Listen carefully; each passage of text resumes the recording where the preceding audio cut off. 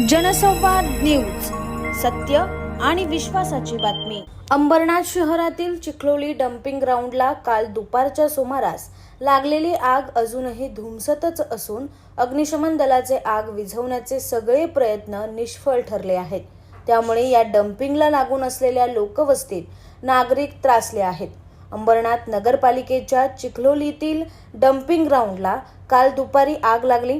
शेजारील गवत पेटवल्यामुळे ही आग लागली होती। मात्र काही वेळातच संपूर्ण डम्पिंग ग्राउंडवर ही आग पसरली आणि मोठ्या प्रमाणात धुराचे लोट सर्वत्र पसरले।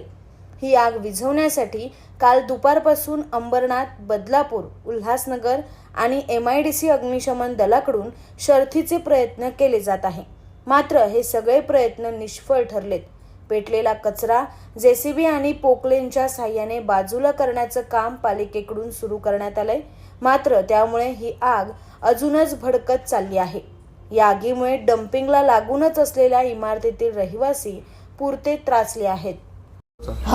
कालपासून या ठिकाणी दुपारी जवळजवळ 1:30-2च्या सुमारास आग लागली आणि आगीचं रौद्ररूप धारण केल्यामुळे धुराचं एकदम वातावरण पसरलं। आजूबाजूच्या सर्व बिल्डिंगांमध्ये धूर जात होता।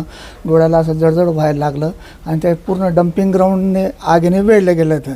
त्याच्यामुळे ते ठिकाणी कोणी जायला बी कोणी त्रास नाही आणि आगीचे बंब आले पण त्यांनासुद्धा बिचाऱ्यांना पाणी टाकायलासुद्धा त्यांना जायला मुश्किल होत होतं। त्याच्यामुळे इथे सर्व आग पसरली। रात्रभर धूर चालू आहे, अजून पण धूर चालूच आहे, तो काही अजून बंद होत नाही आहे। त्याच्यामुळे सर्वांना इथे त्रास होऊन राहिला। त्याची त्रास कमी व्हायला पाहिजे, याच्यापुढे सुद्धा अशा घटना नाही व्हायला पाहिजे असं आम्ही प्रशासनाला सुद्धा विनंती करतोय। त्रास म्हणजे आता इथे ज्यावेळेस इथं आग लागली होती ना, त्यावेळेस सर्वत्र इथं प्रचंड धूर झालेला होता आणि या धुरामुळे ना इथं रहिवाशांना श्वास घ्यायला पण म्हणजे प्रत्येकाने आपापल्या खिडक्या बंद केलेल्या होत्या।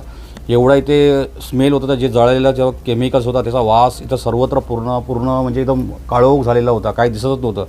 इथे गाड्या आलेल्या, त्यांना आम्ही सहकार्य केलं, बुजवण्यासाठी आग बुजवण्यासाठी प्रयत्न केला, पण आता ही तुम्ही पाहत असाल तर किती आग लागलेली आहे। सकाळी तर पूर्ण इथे श्वास घ्यायला म्हणजे पूर्ण सोसायटी दिसत नव्हती, कुठे दूरपर्यंत पूर्ण अंधार असं झालेलं होतं। आताही तुम्ही पाहिलं असेल तर खूप त्रास होतो आहे आम्हाला या गोष्टीचा। तुमची मागणी काय?